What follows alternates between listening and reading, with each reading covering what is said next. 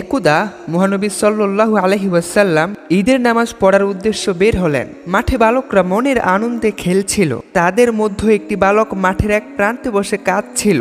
তার পরনে ছিল পুরাতন কাপড়। মহানবী সাল্লাল্লাহু আলাইহি ওয়াসাল্লাম তাকে বললেন, বৎস, কি হয়েছে তোমার? কাঁদছো কেন তুমি? অন্য শিশুদের সাথে খেলছো না কেন? বালকটি মহানবী সাল্লাল্লাহু আলাইহি ওয়াসাল্লামের পরিচয় জানতো না। সুতরাং সে মহানবী সাল্লাল্লাহু আলাইহি সাল্লামকে বলল, জনাব, আমাকে নিজের অবস্থায় থাকতে দিন। আমার পিতা অমুক যুদ্ধে মহানবী সাল্লাল্লাহু আলাইহি ওয়াসাল্লামের সাথে গিয়ে শাহাদাত বরণ করেছেন। এরপর আমার মা ভিন্ন স্বামী গ্রহণ করেছেন। তারা স্বামী স্ত্রী মিলে আমার সম্পদ আত্মসাৎ করে নিয়েছে। আমার মায়ের স্বামী আমাকে তার ঘর থেকে বের করে দিয়েছে। আজ আমি পানাহার, বস্ত্র ও আশ্রয়হীনতা নিঃস্ব হয়ে পড়েছি। এই সকল বালকদের আব্বু রয়েছে। তারা খেলা করছে, নতুন নতুন জামা পরেছে। এইসব দেখে আমার অসহায়ত্ব ও দুঃখের কথা মনে পড়ায় আমি কাঁদছি।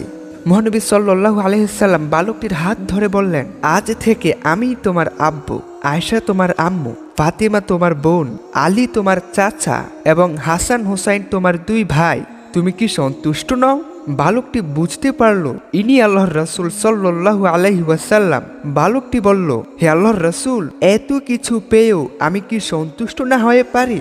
এরপর মহানবী সাল্লাল্লাহু আলাইহি ওয়াসাল্লাম তাকে নিজ গৃহে নিয়ে গেলেন এবং সুন্দর জামা পরে সুসজ্জিত করলেন এবং তৃপ্তি সহকারে আহার করালেন। এতে বালকটি খুশি হয়ে হাসতে হাসতে অন্য বালকদের নিকট দৌড়ে গেল। তারা তাকে বলল, কিছুক্ষণ পূর্বে না তুমি কাঁদছিলে? মুহূর্তের মধ্যে এমন কি হলো যে তুমি খুশিতে আত্মহারা হয়ে গেলে?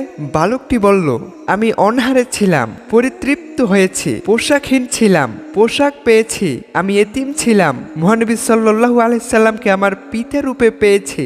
হযরত আয়েশা আমার আম্মু, হযরত ফাতেমা আমার বোন, হযরত আলী আমার চাচা, হযরত হাসান হোসাইন আমার ভাই হয়েছে। বালকরা এই কথা শুনে বলল, হায়, আমাদের পিতাও যদি সেই রণাঙ্গনে শহীদ হতেন।